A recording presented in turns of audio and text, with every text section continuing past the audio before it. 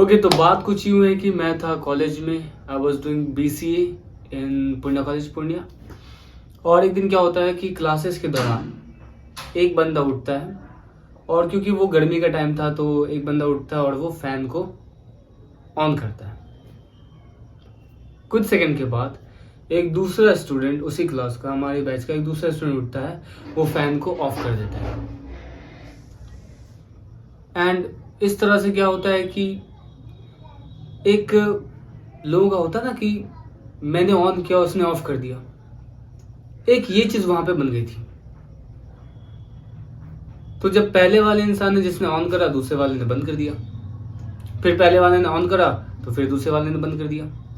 इस तरह से वो ऑन ऑफ ऑन ऑफ। और क्योंकि कॉलेज की बात है, और कॉलेज में क्या होता है कि टीचर्स भी उतना ज़्यादा बड़े, अब क्योंकि कॉलेज में बड़े बच्चे हैं, वो कोई दूध पीते छोटे बच्चे नहीं है कि उनको एक एक चीज़ सिखाई जाए हाथ पकड़ के, ऐसा कुछ नहीं था। तो अगर कोई एक ऐसा लड़का या लड़की जो कि कॉलेज में है, अपने दिमाग का, अपने ब्रेन का इस्तेमाल कर सकते हैं कि उनको किन चीज़ों में इन्वॉल्व होना चाहिए, किन चीज़ों में इन्वॉल्व नहीं होना चाहिए, ये सब सोचने के बजाय वो किस में फंस गए? On off on off. उन दो बंदों में से एक बंदा थोड़ा मोटा ताजा था, एक थोड़ा पतला दुबला था। तो उस मोटे वाले ने बोला कि इस पतले वाले को मार के फाड़ दूंगा कॉलेज के बाहर, और वही कॉलेज के बाहर निकला, उसने उसको मार दिया क्योंकि वो अकेला था। इस तरह की चीजें अगर आपके साथ हुई हैं, या आपके किसी छोटे भाई बहन के साथ, या आपके दोस्तों के साथ, ऐसा कुछ भी अगर कभी हुआ है, तो आज का ये वीडियो सिर्फ और सिर्फ आपके लिए है। हेलो एवरीवन, मैं हूं अब्राम, और आज मैं प्रेजेंट हुआ हूं एक टॉपिक को लेकर के जिसका नाम है बुली करना।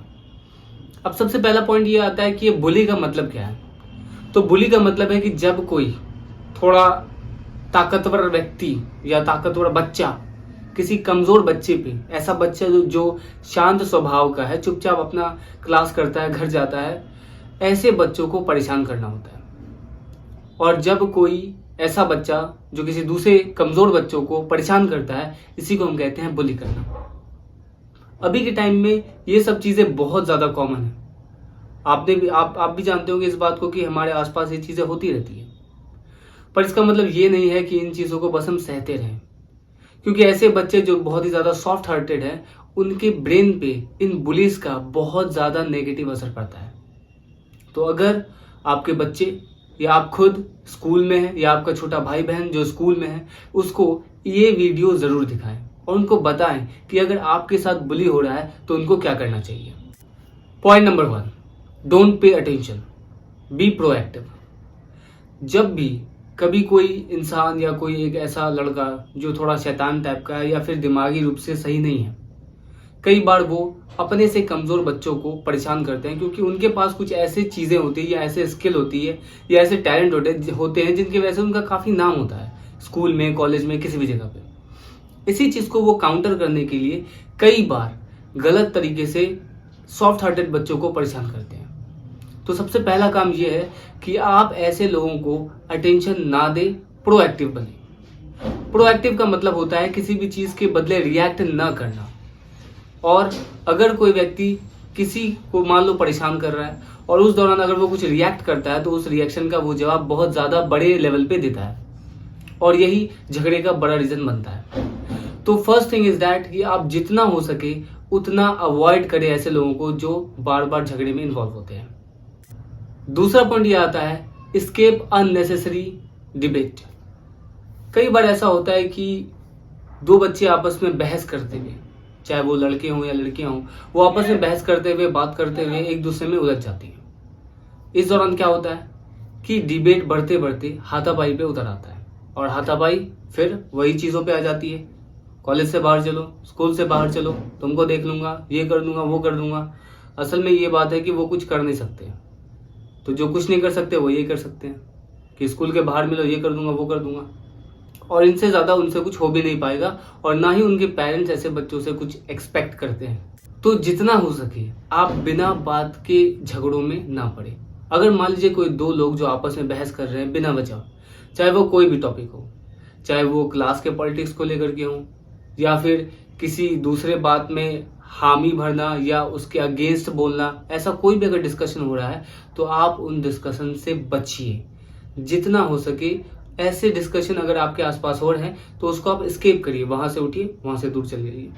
या अगर आपके पॉइंट ऑफ व्यूज वहां पे मांगे जा रहे हैं कि तुम्हारा क्या विचार है इस पॉइंट को लेकर के, तो आप सीधा सीधा बोलो कि मुझे इस बारे में कोई जानकारी नहीं है, मैं इस बारे में कुछ भी नहीं कहना चाहता हूं या नहीं कहनी चाहती हूँ।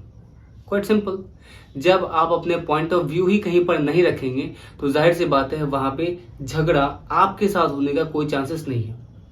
और ये एस्केप का मेथड मैं खासतौर से उन बच्चों को बोल रहा हूँ जो बहुत ज़्यादा सॉफ्ट हार्टेड है, जो फिजिकली उतना ज़्यादा मजबूत नहीं है कि वो फाइट कर सके 2 लोगों से 4 लोगों से। और जाहिर सी बात है कि जब 2-4 लोगों का झुंड आपके सामने आता है तो आप वाकई में बहुत ज़्यादा डर जाते हैं। तो ये चीज़ें आगे चल के ना हो, इसका सबसे बेस्ट सॉल्यूशन क्या है कि बिना बात के झगड़ों में आप ना पड़े। जितना ज़्यादा हो सके उतना ज़्यादा इन सब बेकार की चीज़ों को अवॉइड करें, इनसे बचें। सो थर्ड पॉइंट है डोंट बी अलोन।